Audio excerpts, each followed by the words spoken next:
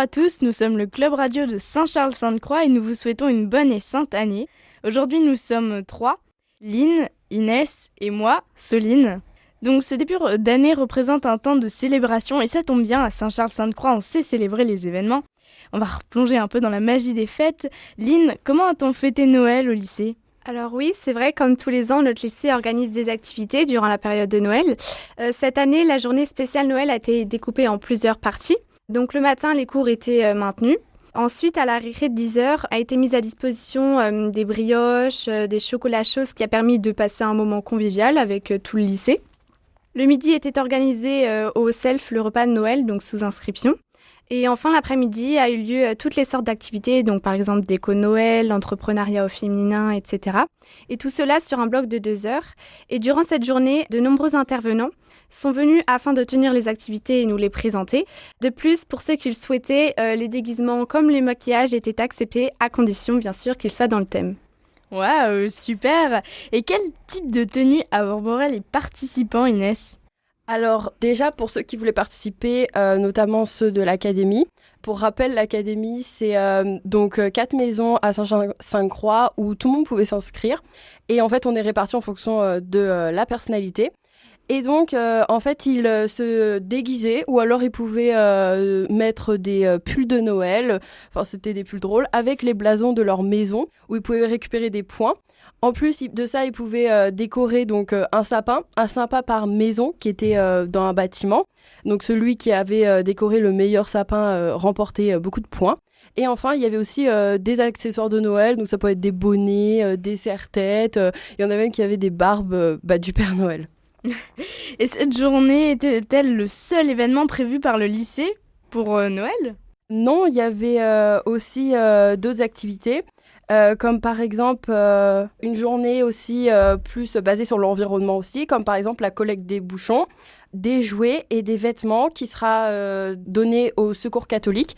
Et en plus aussi, il y avait un très beau spectacle donc à la chapelle où tous les volontaires, donc pas forcément de l'académie bien sûr, qui pouvaient donc chanter, présenter un talent qu'ils ont, comme par exemple, il y en a qui faisaient du violon, qui jouaient du piano, donc c'est très sympa. Super! Il me semble aussi qu'il y avait des groupes de rock, ça devait vraiment être génial. Et d'ailleurs, en pensant au Secours catholique et en parlant d'aider les autres, au lycée, une démarche éducative en orientation a été adoptée. Donc ça s'appelle l'ADVP. Inès, est-ce que tu peux nous en dire plus ? Alors oui, l'ADVP, ça signifie Activation du développement vocationnel et personnel. Donc c'est une méthode qui a été inventée au Canada et en fait à travers des expériences qu'on a vécues ou déjà vécues. Ça a pour but de rendre acteur l'élève dans la réalisation de son projet d'orientation. Donc l'ADVP est présente chez de nombreux personnels de l'orientation, de l'insertion et du conseil, comme par exemple Pôle emploi ou alors des missions locales.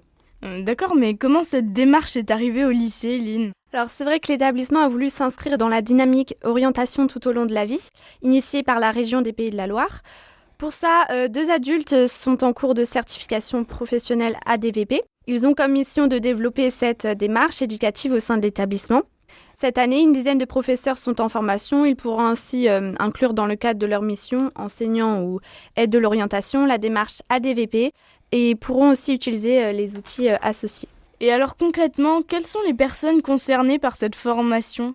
Alors, au campus, on a Madame Perrier et Monsieur Martineau pour le lycée qui donc dirige globalement le projet. Donc, c'est eux qui sont à la tête de tout ça.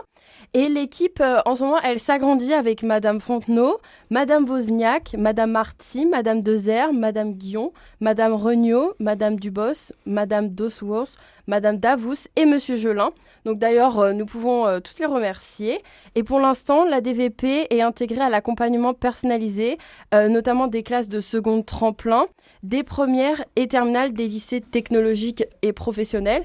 Et en plus, il y a des actions sous forme d'ateliers qui sont proposées au lycée général. Et enfin, la démarche est aussi initiée au campus pour aider les étudiants dans leur parcours. Et d'ailleurs, en parlant de futur, il y a des engagements pour l'avenir de Saint-Charles-Sainte-Croix. Donc par exemple, sur l'aspect de la santé, c'est ça Inès ? Oui, déjà, depuis cette année, le lycée a décidé d'être un lycée non-fumeur, c'est-à-dire qu'on n'a plus le droit de fumer dans la cour. Maintenant, c'est en dehors du lycée. Ensuite, on a installé un détecteur de CO2 dans les salles, c'est-à-dire que c'est une petite boîte où dès que c'est vert, ça veut dire que le taux de CO2 est bon. Et dès que ça devient rouge, on doit ouvrir les fenêtres. On doit sortir aussi, et c'est les profs qui gèrent tout ça. Et c'est aussi globalement pour protéger des virus, notamment avec la Covid. Bien sûr. Et il y a aussi un engagement sur la transition écologique, c'est ça ? Oui, pour commencer, on a mis des poubelles, plus de poubelles jaunes et aussi des poubelles vertes pour le recyclage. Il y a des sacs de craft pour le click and collect, donc la grande nouveauté aussi du lycée. Des boîtes en carton réutilisables à la cafette. Et on a aussi une proposition de plats végétariens, déjà pour ceux qui ne mangent pas de viande, et aussi parce que c'est meilleur pour l'environnement au self. Merci beaucoup. Et puis, il y a aussi la transition écologique. Nous sommes en plein hiver. Qu'est-ce qui se passe au lycée ? Alors, le lycée a décidé à partir de novembre de mettre le chauffage à partir de 19 degrés maximum afin d'améliorer les conditions et surtout de faire attention à l'énergie et à notre consommation avec du chauffage urbain à partir de l'année prochaine, c'est-à-dire que la chaleur va être récupérée à partir d'un processus de combustion de déchets, c'est-à-dire qu'on va brûler des déchets et récupérer l'énergie afin de faire de la chaleur. Et dans le nouveau bâtiment, on va avoir une nouvelle isolation qui va permettre en fait d'économiser de l'énergie.